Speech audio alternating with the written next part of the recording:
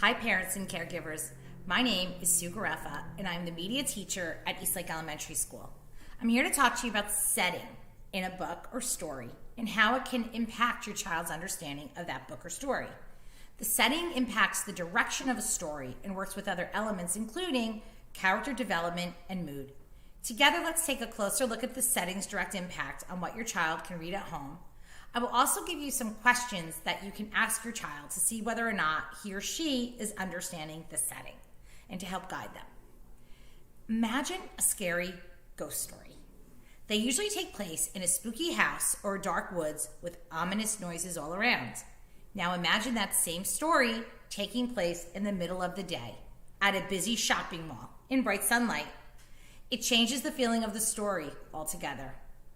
Setting is not only where a story takes place, but it is also when a story takes place.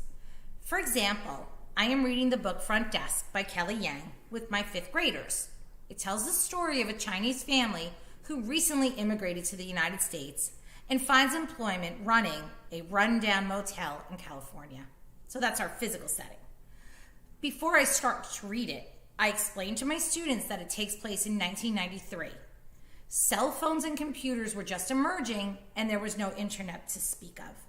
There were no streaming services to watch, which explains the main character's inquisitive nature and her need to explore new surroundings. Even the value of money is different then as it is now. I had students use a money converter to see the difference, adding a research extension as well as broadening their understanding of the book's time period. It's important to have a child understand this, as certain scenarios in the book would have played out differently had the characters had access to modern technology. A few questions you can ask your older student or older child if they're reading a book.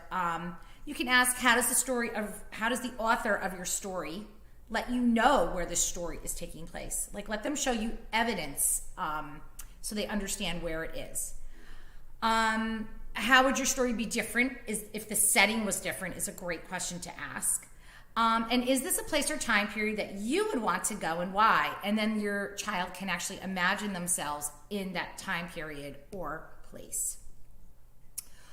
So while reading fiction books, it's important, but believe it or not, nonfiction setting plays an important role too. For example, when reading a nonfiction book, it's important to know the location of what it is you're reading about, as well as when. For example, did the people have access to modern medicine or transportation? Our 4th graders are beginning a research unit on weather.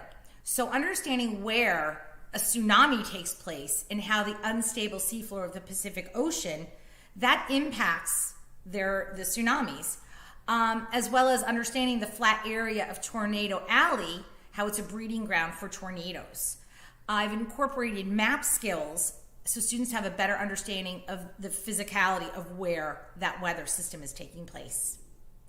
With younger children, it is important that they know where the story is taking place.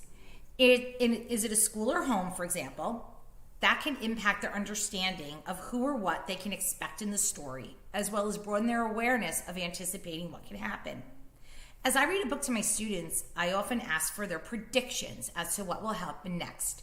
By understanding the setting, it will help them form an appropriate prediction. In the well-known story, The Cat in the Hat, for example, understanding that the action is taking place in the children's home makes them predict that the mom is going to be really upset when she gets home when she sees that big mess. Setting in fiction can also affect the mood of the characters. For example, in the beginning of Cinderella, when she's living in that drafty, dark attic, her mood may be very sad. But of course, as she heads to the castle for the ball, her mood may be a lot happier. So again, setting can affect how the characters are reacting to things. A few things you can ask your younger students are simply, where does your story take place? And again, help them identify some clues so they understand. When do you think your story is happening? Right now, in the past, or in the future? And again, you can help them look for clues.